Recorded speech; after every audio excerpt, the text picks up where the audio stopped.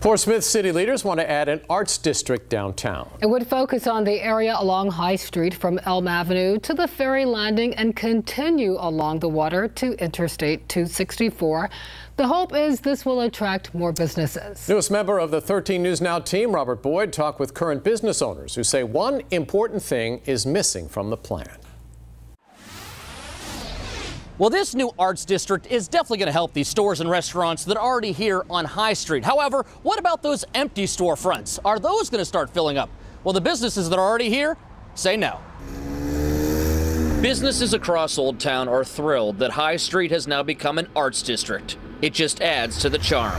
Once you discover Old Town, you fall in love with Old Town. But they say art cannot do it alone when it comes to attracting new stores and restaurants. They would like the city to offer tax incentives. If that were to change, I think that we would see a lot more small businesses and new businesses popping up. Owners say in many cases, new businesses just can't afford coming here because the rent is too high. If the city would incent the landlord that owns that building to make it more advantageous economically for him to have it rented rather than sit empty, that's a win-win. They also point to other cities in the area that do offer these perks. What we don't have is a pool of money to say, here we can give you money to help you buy your building or start your lease. Portsmouth City Councilwoman Elizabeth Semmis says there are still plenty of reasons to open up here. We do have some great incentives for businesses once they get here.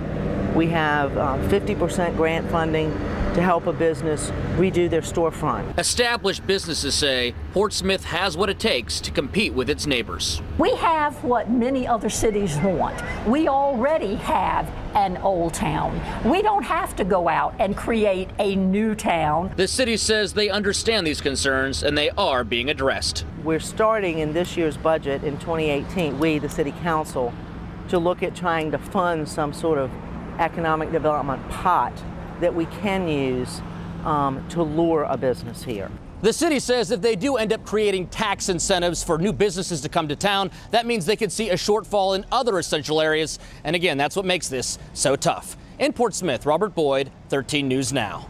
All right, some perspective here. Hampton, Virginia Beach, and Norfolk already have designated arts districts. Each city offers business incentives. All right, in Hampton, qualifying businesses in the arts district can receive retail incentives and building improvement grants. The city also waives several permit and event fees. In Virginia Beach's Vibe Creative District, businesses and rehab buildings get a partial real estate tax exemption. The city also refunds the business license tax. The Vibrant Spaces Initiative helped to grow Norfolk's Neon District. The Downtown Norfolk Council offered $20,000 in matching grants to 3 new businesses and half-off rent for 2 years. Norfolk also used the Better Block program in 2013 to offer tax breaks and waive permit fees for new businesses in the Arts District.